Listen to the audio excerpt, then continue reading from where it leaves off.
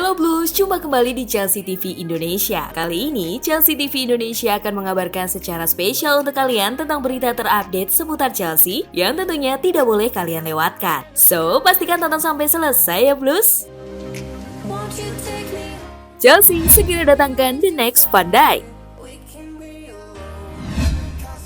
Chelsea tinggal selangkah lagi untuk mendatangkan bek berusia 18 tahun, Xavier Muyamba. Sebelumnya, Muyamba memang pernah melakukan trial dengan tim London Biru, namun Chelsea gagal mendapatkan kontrak pemain tersebut. Saat ini, Muyamba berstatus bebas transfer setelah putusnya kontrak Muyamba dengan Barcelona. Sebelumnya, pemain berjuluk The Next Virgil van Dijk ini memang didatangkan Barcelona dari MVV Maastricht. Pemain berusia 18 tahun itu hanya membuat 3 penampilan di UEFA Youth League musim lalu, dan ia merasa tidak cukup yakin bahwa masa depannya ada di Barcelona. Perwakilan bintang muda Belanda tersebut, Carlos Barros, mengatakan kepada Football International awal tahun ini bahwa sudah ada beberapa klub top Eropa yang ingin mendapatkan jasa Muyamba, di antaranya Inter Milan, Juventus, Real Madrid, dan Chelsea. Dari sekian banyak klub yang tertarik dengan Muyamba, Barros mengungkapkan Chelsea merupakan kandidat terkuat. Hal ini disebabkan Muyamba terkesan dengan rencana jangka panjang The Blues dan atmosfer yang terbentuk pada klub yang bermarkas di Stamford Bridge tersebut. Dengan berhasilnya Chelsea mendaratkan Muyamba, ini membuktikan betapa Lampard memperhatikan pengembangan pemain muda Chelsea. Lampard memang sudah mengorbitkan beberapa pemain muda di Chelsea seperti Mason Mount, Tammy Abraham, Reece James, Fikayo Tomori, hingga Billy Gilmour.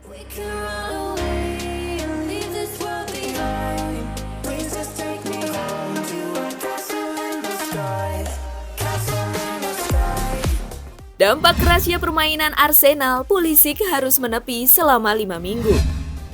Bintang Chelsea asal Amerika Serikat, Christian Pulisic harus masuk ruang perawatan setidaknya selama 4 minggu. Kapten Amerika memang mengalami cedera hamstring ketika berlaga melawan Arsenal di FA Cup Sabtu lalu. Padahal, Pulisic bermain sangat baik dan berhasil mencetak 1 gol di laga tersebut. Dengan dimulainya Premier League 2020-2021 pada 12 September, Pulisic berpacu dengan waktu agar bisa ikut berlaga di pertandingan perdana Premier League musim depan. Dengan demikian, pemain andalan The Blues tersebut dipastikan tidak akan membela Chelsea ketika bertandang ke Allianz Stadium Sabtu mendatang. Selain Pulisic, beberapa nama juga mengalami cedera pada pertandingan melawan Arsenal, yakni Azpilicueta dan Pedro. Menanggapi hal ini, Lampard mengeluhkan padatnya jadwal Chelsea dan telah mengajukan permohonan diundurnya laga perdana Premier League musim depan. Comeback stronger ya Pulisic.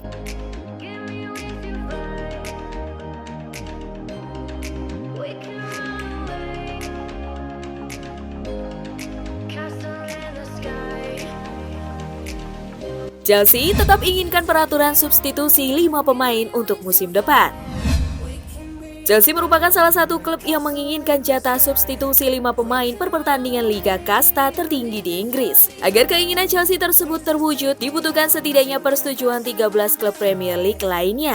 For your information Blues, sejak kompetisi sepak bola kembali dimulai Juni lalu, klub diizinkan untuk mengganti 5 pemain per pertandingan. Untuk memutuskan apakah peraturan substitusi 5 pemain per pertandingan tetap akan dipertahankan, 20 perwakilan klub Premier League akan mengadakan rapat pada Kamis yang akan datang. Sekedar informasi Blues, untuk laga Champions League dan Europa League musim depan, UEFA hanya mengizinkan pergantian pemain sebanyak 3 kali. Demikian pula dengan English Football League yang menerapkan peraturan serupa untuk 3 divisinya. Berbeda dengan The Blues, dilansir The Times, Aston Villa, Burnley, West Ham, dan Sheffield United justru menginginkan peraturan substitusi kembali seperti semula, yakni 3 pemain per pertandingan. Kita lihat saja ya Blues bagaimana keputusan Premier League nantinya.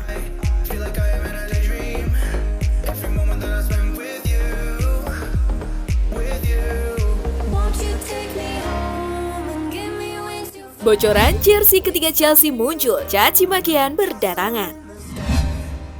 Meski Premier League musim 2019-2020 sudah rampung, Chelsea setidaknya masih memiliki PR yang harus dikerjakan di Blues. Ya, pada Sabtu mendatang, The Blues harus menghadapi Bayern Munich yang sudah unggul dengan skor 3-0 dari leg pertama Champions League di Stamford Bridge. Skuad asuhan Lampard tampaknya perlu mukjizat agar lolos ke babak per-8 besar kompetisi terakhir di Eropa. Namun demikian, apabila Chelsea tidak lolos ke fase berikutnya pun, Chelsea diuntungkan mengingat jadwal Pulisic dan kawan-kawan sangatlah padat. Beberapa penggawa The Blues pun sedang sedang cedera pada saat ini. Sehingga apabila Chelsea gagal lolos ke fase berikutnya, Lampard dan anak-anak asuhnya memiliki waktu yang cukup untuk beristirahat dan mempersiapkan musim depan. Berbicara mengenai musim depan, Chelsea merupakan salah satu klub yang sudah mengenakan jersey terbaru mereka. Baik jersey baru home maupun away sudah mereka kenakan. Kini, beberapa media daring yang berkaitan dengan Chelsea membocorkan desain jersey ketiga The Blues. Pada bocoran yang dirilis tersebut, jersey ketiga Chelsea tersebut terlihat seperti perpaduan antara corak jersey Barcelona dan Crystal Palace. Kedua tim tersebut memang identik mengenakan jersey bercorak strip atau garis-garis vertikal dengan warna merah dan biru. Kerah jersey ketiga Chelsea sendiri dibalut dengan warna biru. Bocoran desain jersey ketiga Chelsea ini sontak mengundang berbagai komentar negatif. Umumnya, para fans yang berkomentar desain jersey ketiga mereka sangat tidak sedap dipandang. Selain itu, para fans Chelsea juga menyamakan desain jersey ketiga mereka dengan jersey Crystal Palace. Kalau menurut kalian, gimana nih Blues? Lebih baik kita tunggu pengumuman resminya dari Nike saja ya Blues.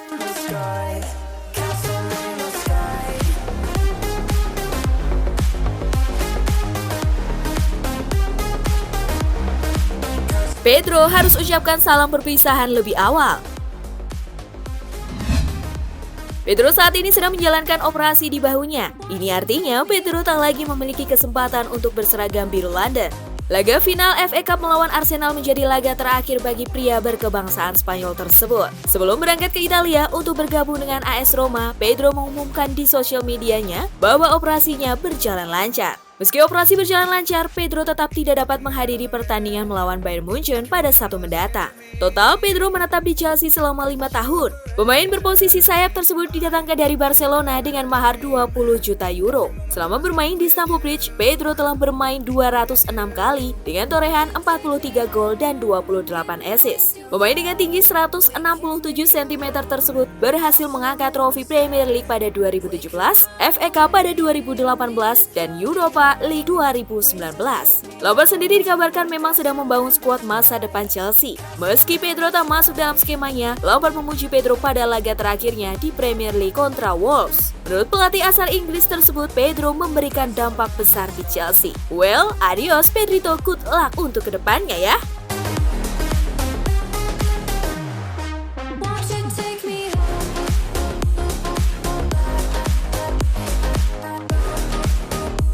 Willian selangkah lagi bergabung dengan Arsenal.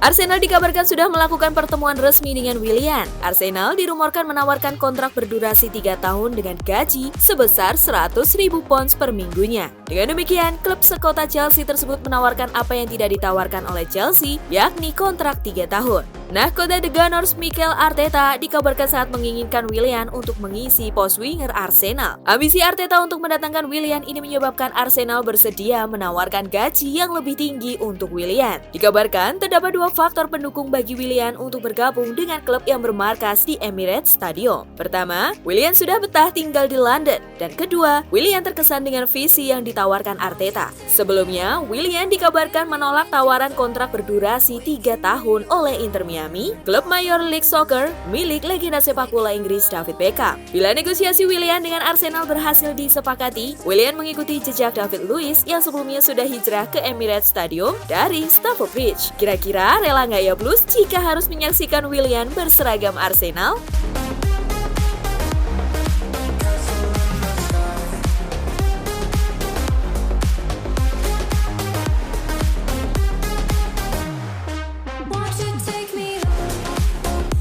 Champions League revisi peraturan, bagaimana dampaknya?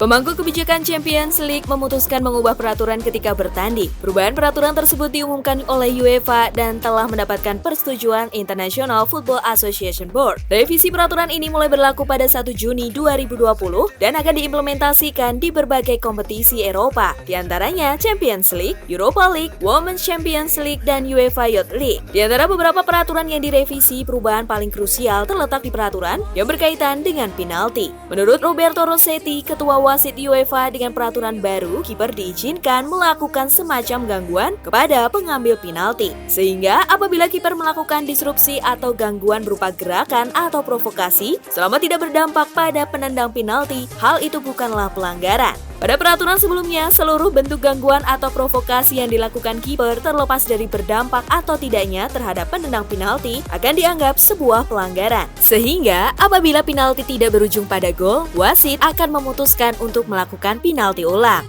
Semoga para penggawa Chelsea bisa cepat beradaptasi dengan peraturan baru ini ya, Blues.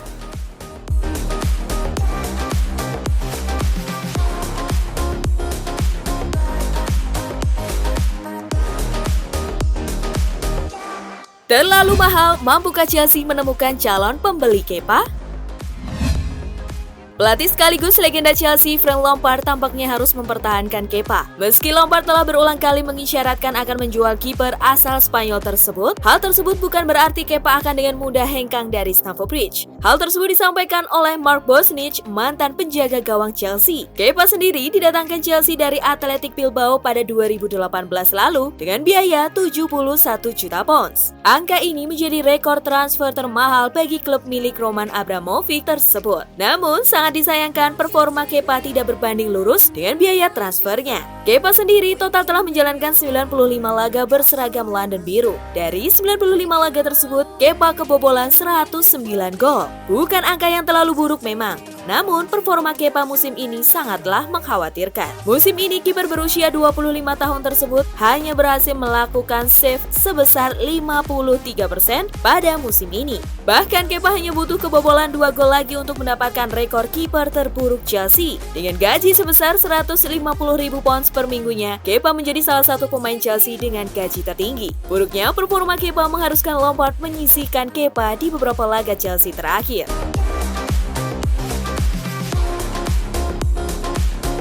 Itulah tadi beberapa berita terhangat minggu ini yang berkaitan dengan Chelsea. Bagaimana nih tanggapan kalian tentang berita-berita tadi, Blues? Buat kamu yang mau request, mau dibahasin sesuatu atau mau diskusi, silahkan komen-komen di bawah ya. Jangan lupa like, share, dan nyalakan lonceng notifikasi supaya kalian gak ketinggalan berita terupdate dari Chelsea TV Indonesia. As always, I will see you in the next video. Stay safe everyone!